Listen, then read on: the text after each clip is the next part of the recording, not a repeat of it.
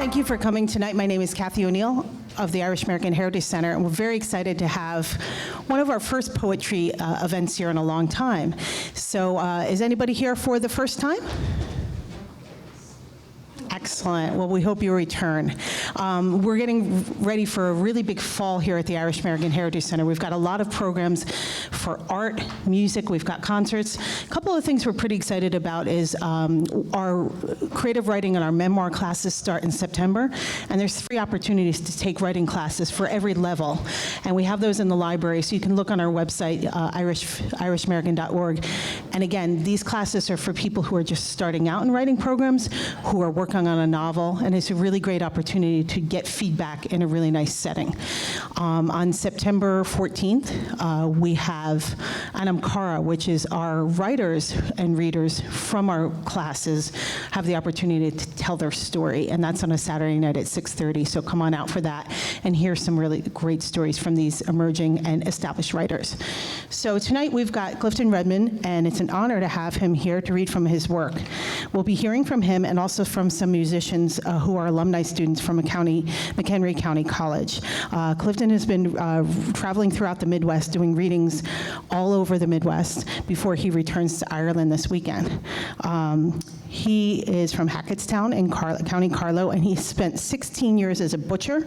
He's going to Carlow College, St. Patrick's, and he is working on a poetry collection, and we're really excited to hear a little bit of that and some of the work he's written before and some of the work he's working on now. So let's give him a big hand.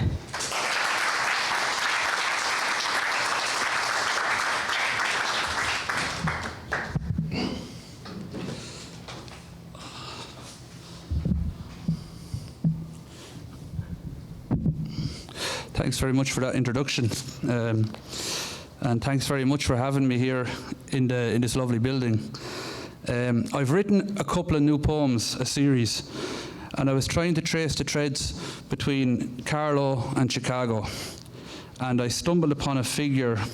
She was one of 7 Sisters of Mercy who were founded in Carlow in the 1840s during the famine, and they were invited over to Chicago via, I think, Pittsburgh, and they set up a lot of the schools, hospitals, and orphanages. So I've written poems about that. The woman who is from Carlow originally is Mother Agatha O'Brien. The first 2 poems are called Crossings. We sailed west on the Queen of the West, 7 sisters from 7 mothers, wedged together in the sickened stomach of a sea-tossed 3-mast schooner. The Atlantic's harangue left us shaking in our room for one, dampened cots. Tilted to tipping in the storm, the salt-splashed taste caked into wet linen of our mummified blankets. I can still hear that canto of hope, Latin notes escaping like sighs from dry, trembling lips.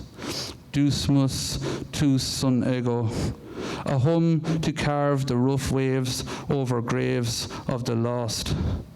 Sisters huddled without habits in the lower decks for weeks of darkness.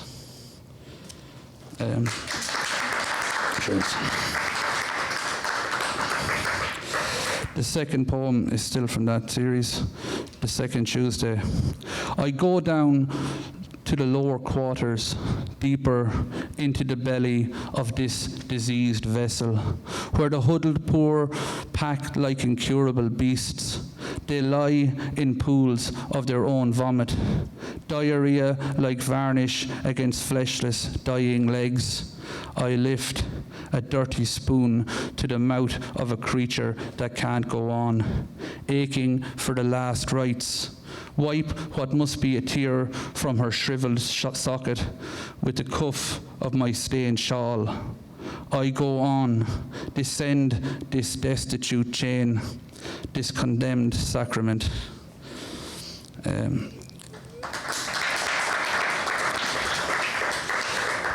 The next 2 poems are about the education system in the early Sisters of Mercy order, and they were done in makeshift homes. One of them was in a bishop's house, So Bishop Quarters Home.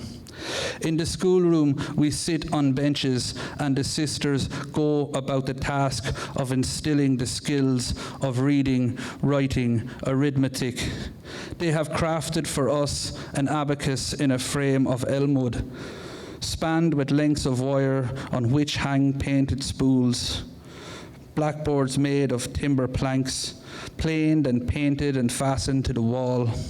Sister Agatha assumes the form of artisan, artist, teacher.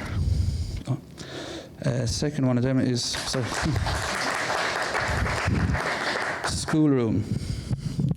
Mother Agatha instructs us to build a globe beyond the windowless basement of this Bubian home, one without poverty, loss, grief, one to defeat sin and idleness, a practical genesis. Using rough Irish parchment, we blot watercolours and draw our continents, trace the line from a distant blotch of soggy green to America, straight across the space of blue, and this, she tells us, was our pilgrimage. The charcoal stripe is a trail of disappearing corpses. We wrap the goatskin atlas around willow branches, weave it into the form of a sphere. Can I live here on this earth? I ask, but receive no answer.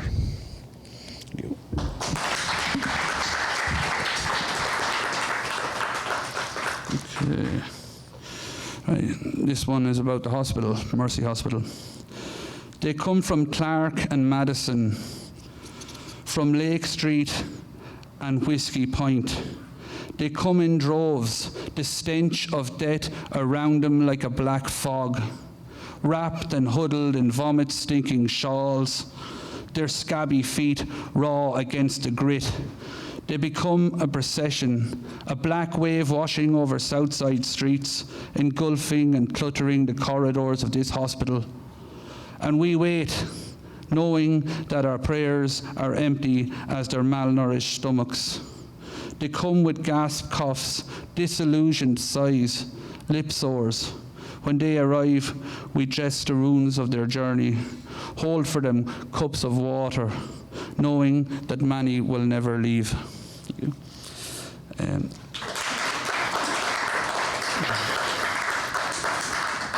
This poem is called Mother. She plays out the part of mother, having seen her own evaporate in a drowned street of cholera. She talks to the tatty doll, wet, gritty, the smell of the gutter embedded in its dulling fabric. She clings to it maternally, conducts her dolly with the discipline and order of her uncompromising index finger. She tells her thrown-away family member about anguish, anger, the stooped head of otherness. She promises that soon they'll sleep again in a sanctuary she has dreamed. She imagines a house in Lakeview, all the furniture assembled, servants carrying trays of food. She'll read a story of far away and tuck the doll of herself into a miniature bed.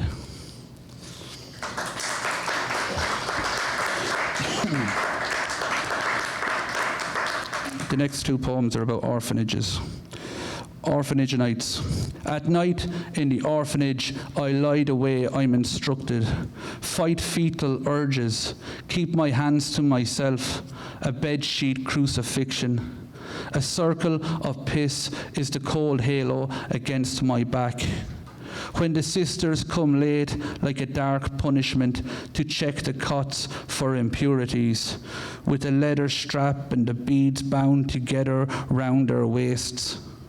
They drag, beat, strip away my urine-soaked shirt, leave me standing with all the heavy linen in my outstretched arms, an artist's impression of Golgotha. I wait for sunlight and the shame to dry and pray for forgiveness.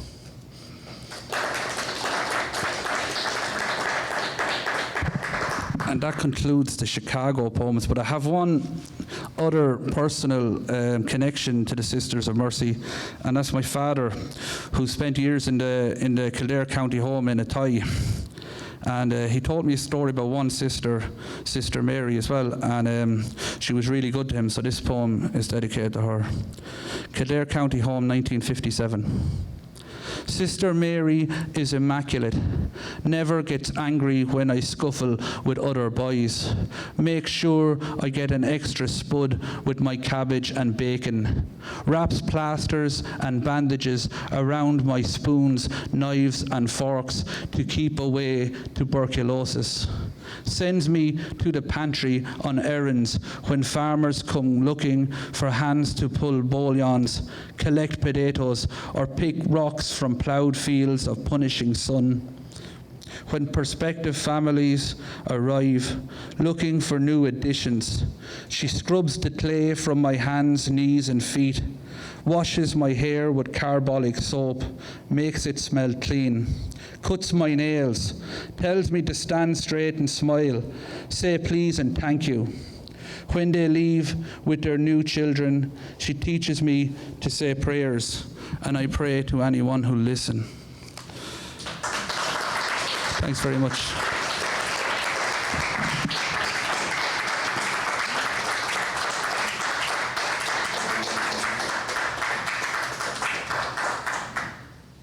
Hi. We don't have a name, but there's four of us. We were in Carlow visiting with Clifton and some other wonderful writers in a co-op they have there out there in Carlow. And we were lucky enough to be able to perform with them as well then.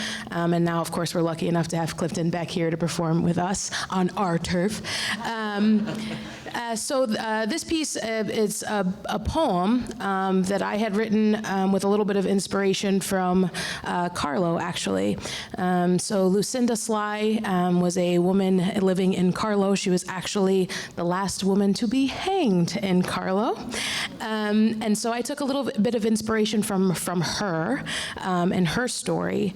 And I tried to kind of connect it to now, how things work now. So especially with internet and internet trolls, and how you're kind of judged by a public of your peers, I guess you could say, and possibly condemned by those people before you're even able to defend yourself. So we wanted to combine poetry with a little bit of current songs to kind of pull this older story into the present. So yes, that's what we're going to be doing for you today.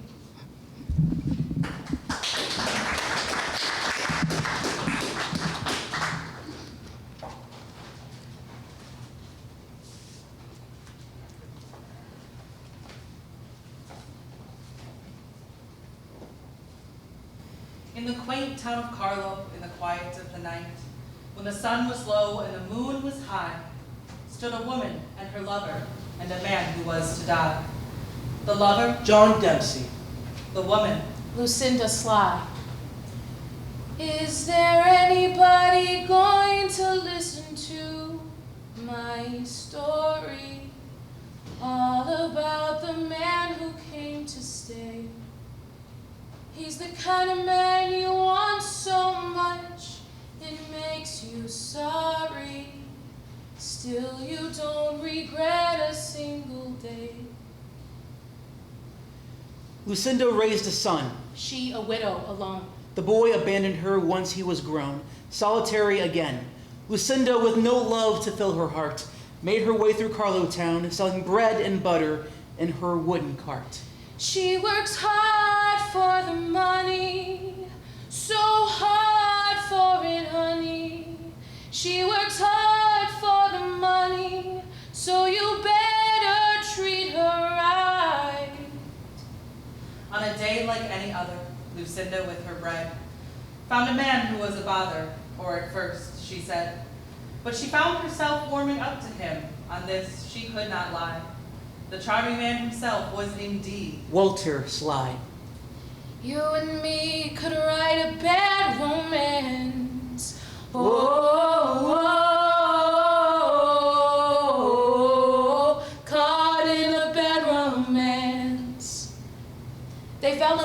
and married Lucinda and Walter. But a secret he did carry, and for a time it did not falter. Walter liked his drink, and that's well enough, but it seemed nightly that he was in his cup. I put a spell on you, and now you're mine.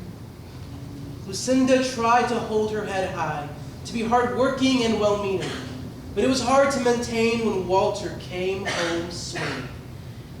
And who do you think you are, running around leaving scars, collecting your jar of hearts, tearing love apart?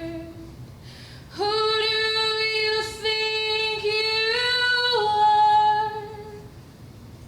One day, a young man named John headed for the Sly's land, looking desperately for steady work as a Healthy farmhand.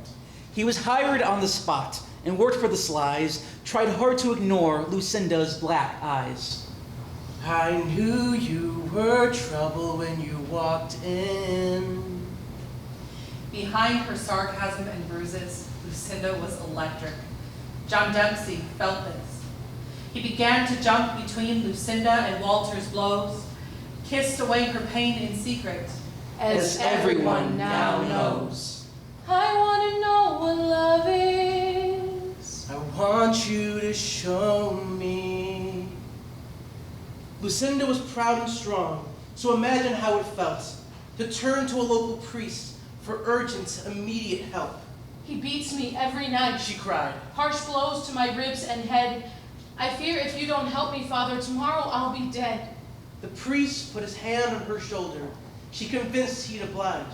Go on home, He told her. go home and be a good wife.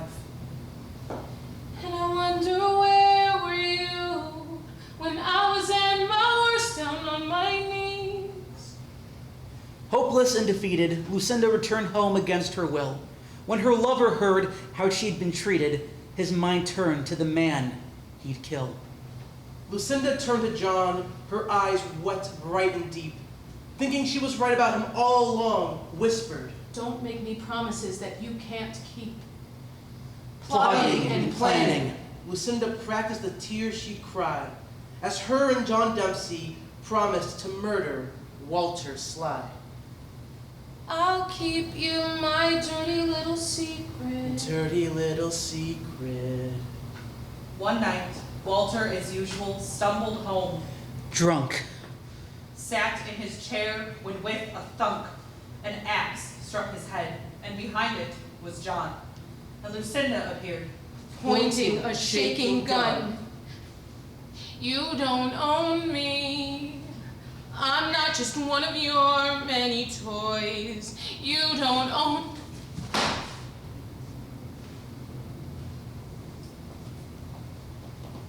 It didn't take long for Walter's death to be known, and that the murderers could only be two people alone. Convicted by the townsfolk before they even took the stand were Lucinda Sly and her young farmhand. Everybody Stop. Hey, what's that sound? Everybody look what's going down. The trial didn't take long, as John had confessed, that he had hit Walter, but Lucinda had done the rest.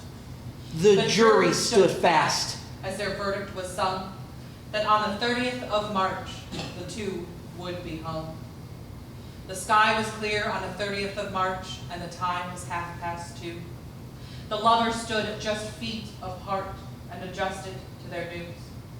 Lucinda thought wildly to herself, My soul is as strong as a man's, and this noose feels like a string of pearls on my neck compared to Walter's rough hands. but Lucinda stood silent as the crowd cried out, Kill the witch!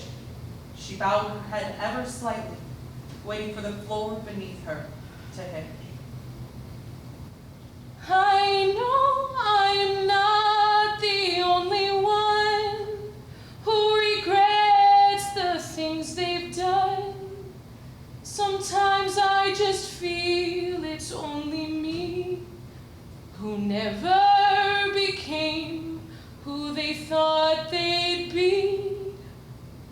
I miss the air, I miss my friends,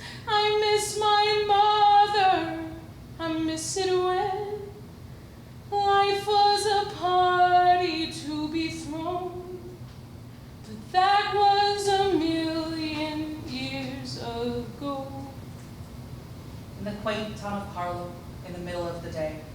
Stood two lovers. And the town that decided that they should pay. The last woman hanged in Carlow, beaten and hardened, did not cry. Her feet dangled and her soul flew out. The poor Lucinda Sly.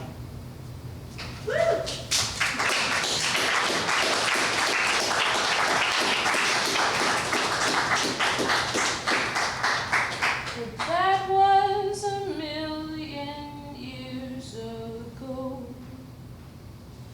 1,000,000 years ago.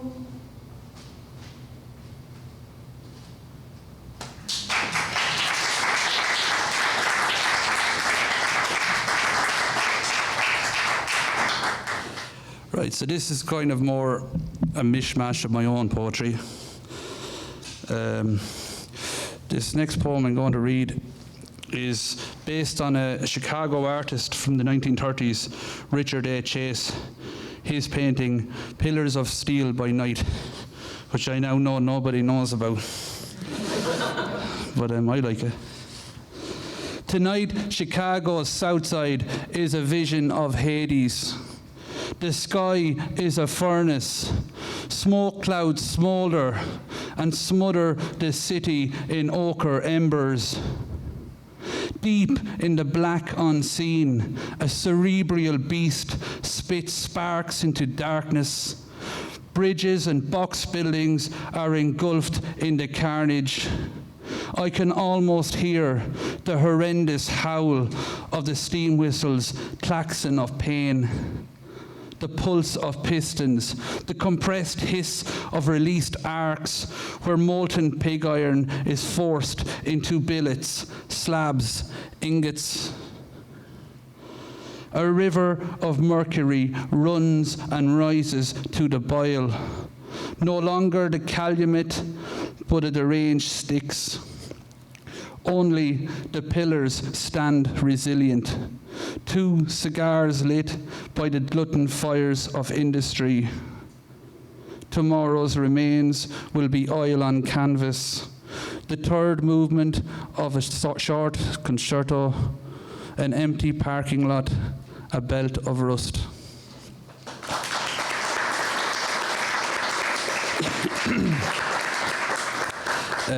Now 3 poems that are from my professional life, if you like. I worked in a slaughter hall, as she said, and this poem is called The Sheep. I killed my first sheep today. I cut the throat of a chubby Cheviot, ground the 6-inch German blade until it glowed a new pristine shine, plunged it into the thick white abyss, the cotton cloth of his hidden neck. As the blood burst from the incision, fell and flowed like a crimson Styx, all I could do was imagine how the soft wool had kept my hands warm on this December morning before the sun arrived, and how the wool resembled tight-knit clouds that refused to part. And the heart, concealed somewhere in his chest, had gotten louder, and now my own blood pulsed and ran and sang. He passed in a few seconds. Then came another, and another, then another. Like the heads of dead daisies, they dangled on a motorized chain. So I watched him off, how he swung his leg from an iron rung like a giant's fingertips, half in this world, half in some other.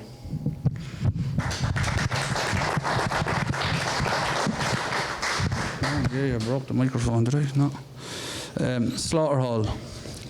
All day I pray for it to end, standing in my overalls, gloves, Wellington boots and apron. The sun gutters through skylights in mid-May, ricochets off red walls like stained glass lights a vestry, and this abattoir is an altar.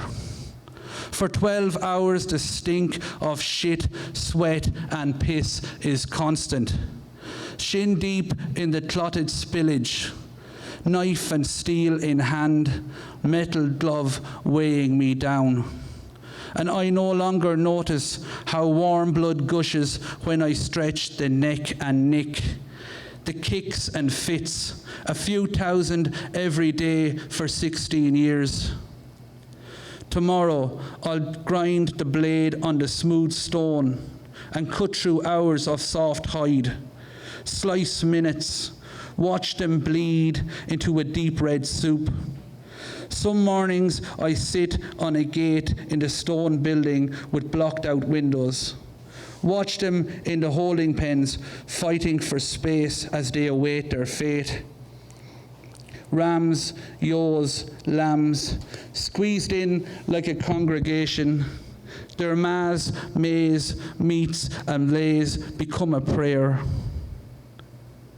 The Lord is my shepherd, I imagine they declare defiantly as they follow each other, feeding the conveyor.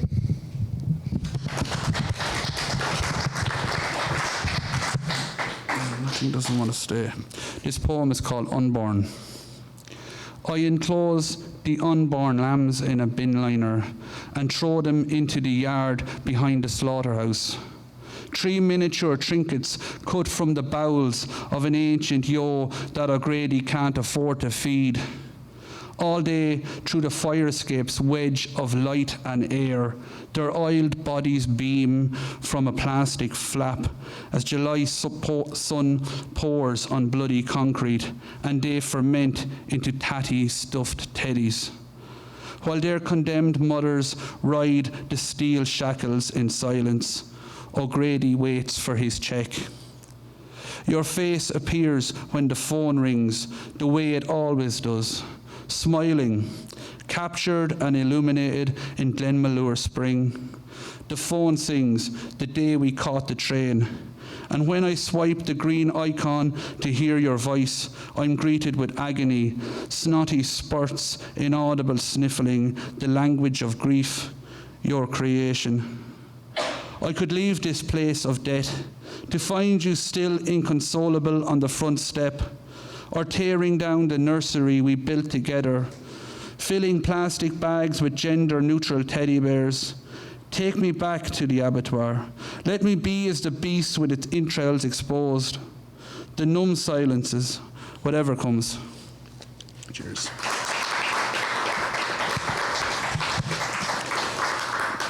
This poem is about my grandmother. It's in memoriam Kathleen Conway, a kite. The spool unravelled and into the sky you spilled. With the inexorable lift, force and drag of dementia, left me holding the thin stretched string that burned my fingers. Up, up you soared, hovering idyllic in a sky of deep blue turbulence, leaving me rooted below, a memory dot. I watched as you sailed, your tapering wing-caught diamond fading. I held on to the last thread, coiled on skin in a closed fist. When it snapped, you disappeared, faded into silence.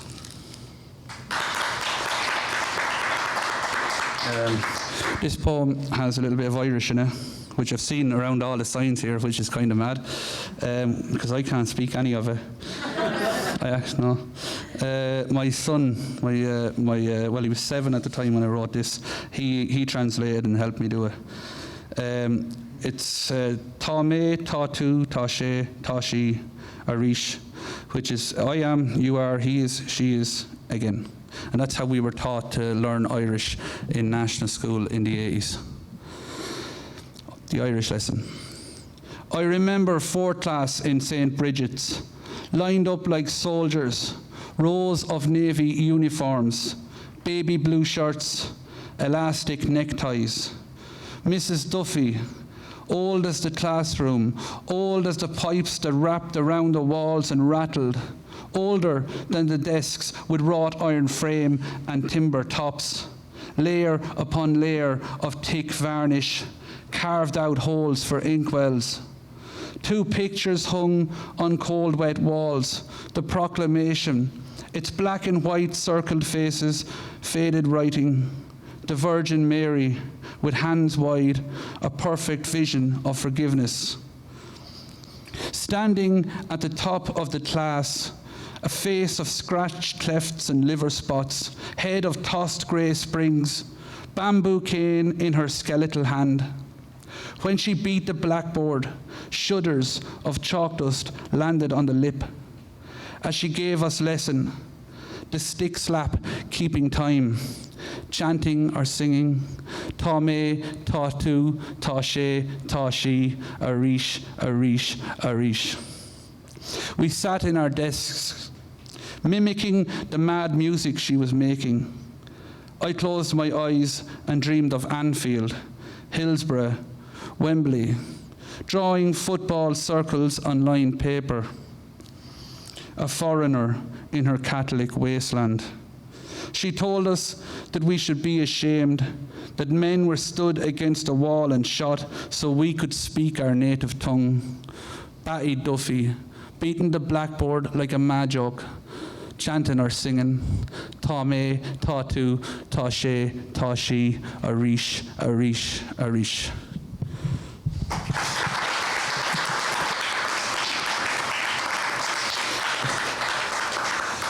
And this is another big tradition in lower class Irish culture. It's called stealing potatoes. And all these poems are fictional, of course. We filed along the ditch on Brennan's Lane, ushered quick steps the tempo of dusk, adrenaline fueled through a slip in the fence. We trudged a landscape of perfectly raked ridges, a million miles of drills and tiny comb-back hills of soft, inviting clay, green life climbing from it. We hoarded them into turf sacks, separating scrawny green stalks from heads of yellow-brown bulb. After it was turned and forked and scattered, strangled debris littered our thief's trail like the broken promises between earth and people. We ran thoughtless, lawless, into darkness, watching the ditch for tractor headlights. Cheers.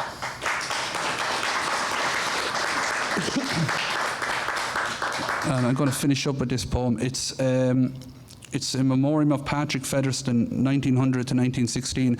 He was a young boy who was killed in the skirmish during the uprising, and he was killed trying to rob a bag of sweets. He was shot by a British soldier. It's called Paddy's Rebellion. Mammy, take your head out of the gash. You can't stop the ink spill. My story's written. Mammy, why are you on your knees, sobbing, a banshee kneeling on glass confetti? There is no me in that empty skin and bone bottle. I am elsewhere now. I am gone. Forget the arguments we had. Your harsh words hissing, cutting, crushing. Me begging for a bag of sweets just to see how sweet they tasted. But I had my day, running up Saxville Street, drunk with hope to see the great glass frames of noblets unprotected, blinded by the sight of cherry red stones, sapphire globes, orange suns dawning. And I ran with my loot, a silk purse of treasure, through the pushing crowds, mouth full of ecstasy, heart pulsing for the taste of freedom. And nothing would have stopped me. The smell of mortar shells and gunpowder, the crack fire of rifles, the hole in my leg. And I watched those little treasures I tasted for a moment, a perfect moment, dance away free along the concrete. Thanks very, very much.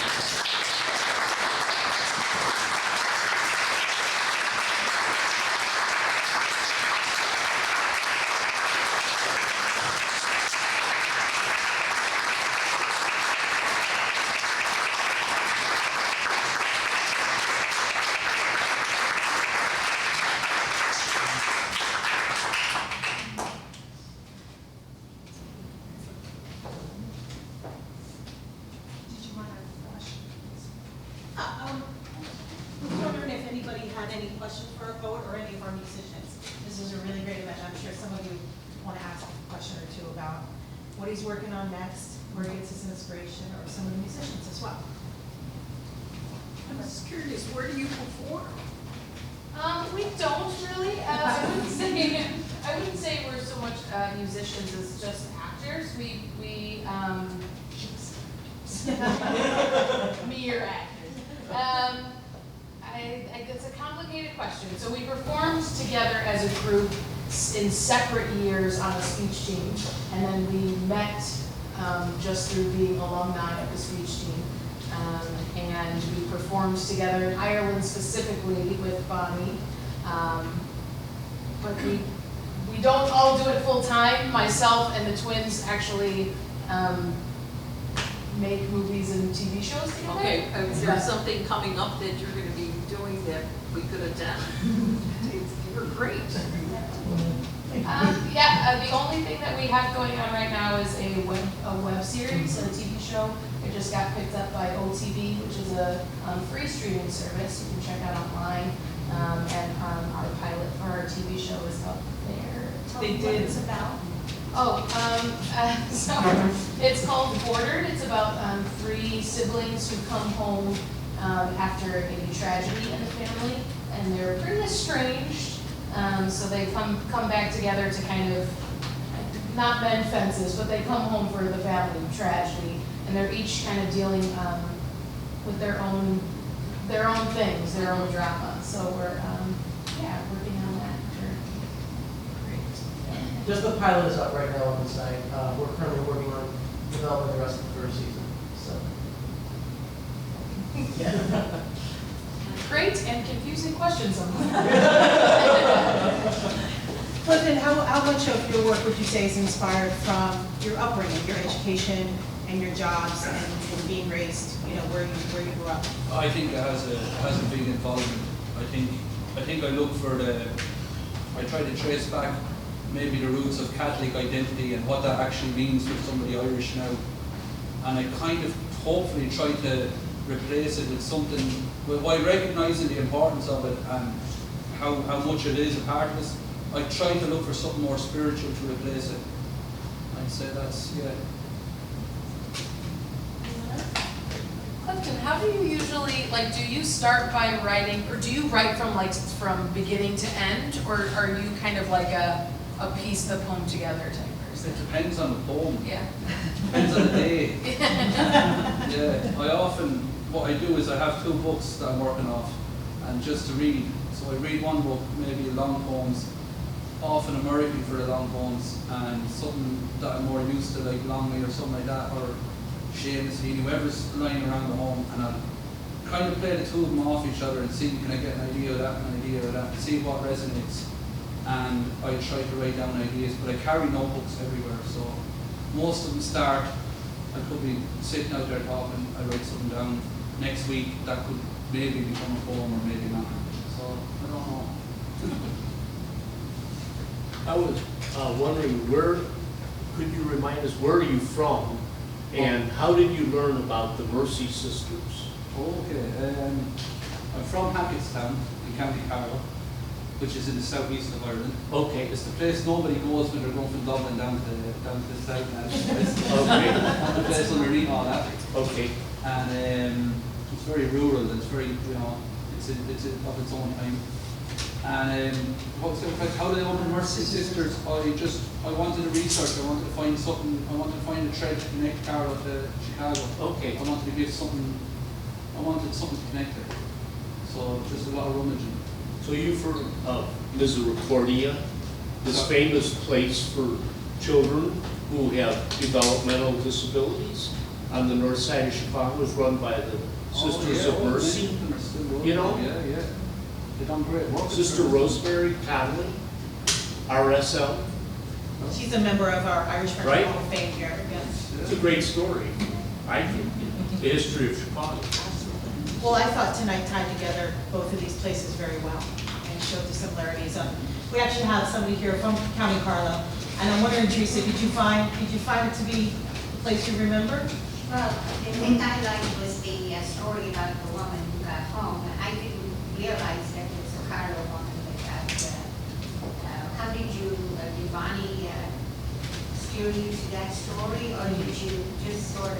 I had actually talked to another member of the co-op that we were working with, and I had shared with him some of my other writing, and he was like, I think you'd really love this story, and he told me all about it. I ended up getting a book about her, and then when we visited Carlow, they have a museum there that actually has like the wooden trap door that she had, and I just thought it was, it's probably marked, and it was just really, I just really liked that story. So you wove it in very well. I really like that. Yeah, that was great.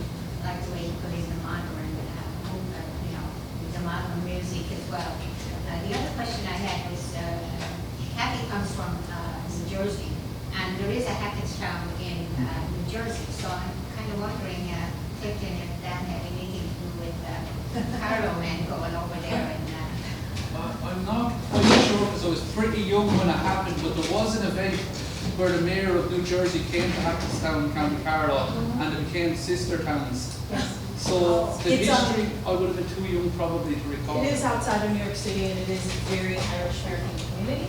Yeah. So you'll find a lot of towns in New Jersey, New York, and Pennsylvania have Irish names. Was it Hackett, my brother used to deliver coal for Hackettstown, for Hackett. Well, the Hackett family are in Hackettstown. Are they still there? Yeah. Okay. He grew up in Dublin Road and delivered the coal when he was like 14. You didn't need a driver's license then. He used to drive the lorry. And he'd carry those big bags on his back and stuff. So all through the Carlow area. Yeah. Did you tell him about Father Murphy in Toronto too? Oh, yeah. That's another story. That's another one we're writing about, yeah, absolutely. We had a James Joyce evening here a number of months ago, and I don't know whether you have ever paid any attention to Joyce and some of his writings and any impressions you might have about that. Very good question. In the past, no, but I've recently done studies on Ulysses and Dubliners, and I have found Joyce an absolutely fascinating character, and his style to be kind of, it's hard to read it and not have it affect you. Yeah. Something's going to come out of it, so I think absolutely, definitely finding some kind of a Joyce flavour I'm enjoying at the moment, yeah. Thank you. Well, I think that we'd love to have all of you back. So we'll keep you on our radar. We hope when you come through town that we'll do something like this again. We thank you all for coming. Again, look up our website, irishamerican.org, because we have a lot of literary events. We have a big literary event, third week in October, IDEM, Irish Books, Arts and Music, where you'll find music and poetry, dance, children's activities, literature, panels, and films in every room in this building. So thank you very much.